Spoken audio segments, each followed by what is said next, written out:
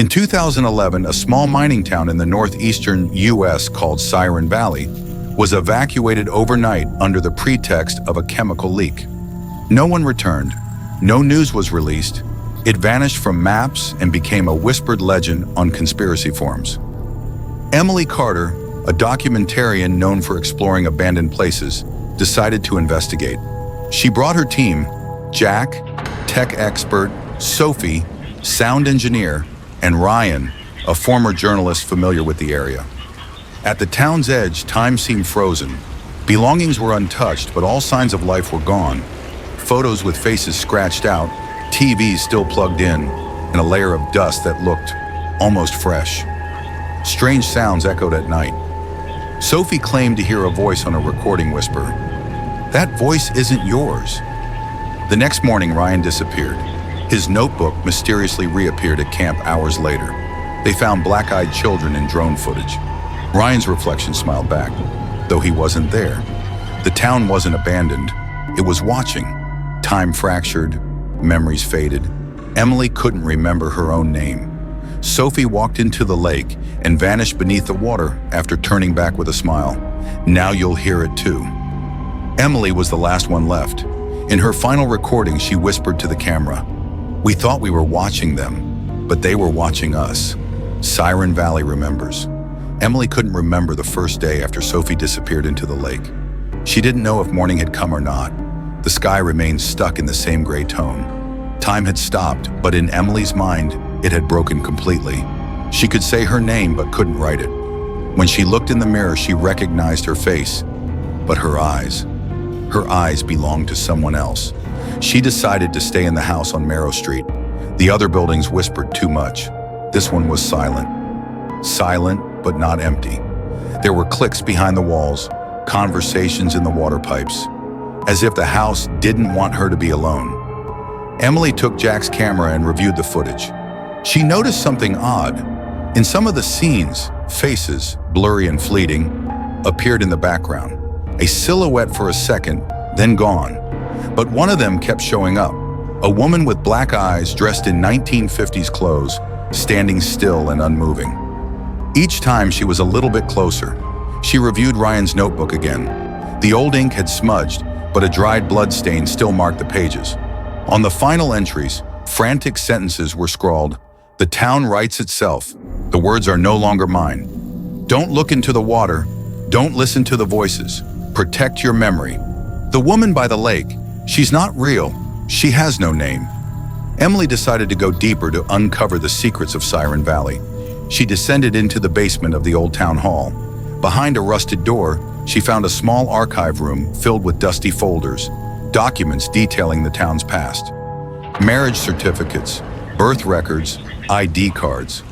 But starting from 2011, things got strange. Each newborn's name was recorded as unknown, gender as NA. Family names were blacked out. Some files had children's drawings scribbled over them, faceless figures with black eyes. On one folder, Emily saw her own name. When she opened it, she read something that chilled her to the core. Emily Carter, returned, not released. Returned. What did that mean? She wasn't born here. She had never lived in this town, but the record said otherwise. Suddenly, the door slammed shut behind her. Emily turned her flashlight. For a brief moment, she saw a figure, Sophie, smiling by the lake.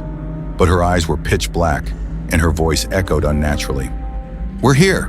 Now you are too." Emily screamed and ran. Her breath caught, her eyes teared up. Nights had blended into days. Sleep brought no rest. Memory was fragmenting. Still, she didn't give up. She had to find the truth. She headed for the town's abandoned school. On the classroom blackboard, written in chalk, was one chilling sentence. Skeletons of children sat in the chairs. Their clothes rotted, but chalk dust still floated in the air. On the back wall, a drawing of the black-eyed woman, but different this time. She had no hands. In place of hands, empty voids. And from those voids came whispers. Emily descended into the school basement. It was no longer just a basement. The walls were wet and pulsing. The floor breathed beneath her. Above, a melody echoed. Not words, but a song. Melodic. hypnotic. The woman's voice, or whatever wore her shape. She found an old ritual text carved into the stone. Siren Valley remembers you. It reshapes you. It devours you. She discovered a chain journal inside a locked cabinet. Someone had written their final days in it. No name, just desperate entries. The woman rose from the lake. The first taken was a child. Her eyes were endless. She stole our names. She's not our mother. She is our oblivion. As Emily read, a hand reached through the wall, cold, wet, bony. She pulled back and fled the school. But when she reached the front door, there was no door, just solid wall. The town had shifted, roads had moved, buildings had swapped places, street names were different. Emily realized Siren Valley wasn't just trapping people, it was altering memory. The town was alive. It didn't want their bodies, it wanted their minds. With one last hope, she decided to go to the cave by the lake, the one Ryan had written about. The lake was now black and motionless. No footsteps, no birds, not even the echo of her own breath. Inside the cave, a ritual circle was drawn on the ground, surrounded by bones. A black fluid dripped from the ceiling, feeding the circle. In the center, a cradle, wrapped in a tattered black cloth. Emily approached and opened it. Inside, her own face, crying. A tiny voice whispered behind her, "You're not even you anymore." She turned, no one there. But on the lake, someone walked across the water. Sophie, Jack, or the woman? Emily pulled out the camera and began to record. If anyone sees this, Siren Valley is not a place, it's a memory, one that consumes you, rewrites you. Everyone who comes here is forgotten, but I will leave a trace. She threw the camera into the lake. It vanished with a shimmer, and then silence.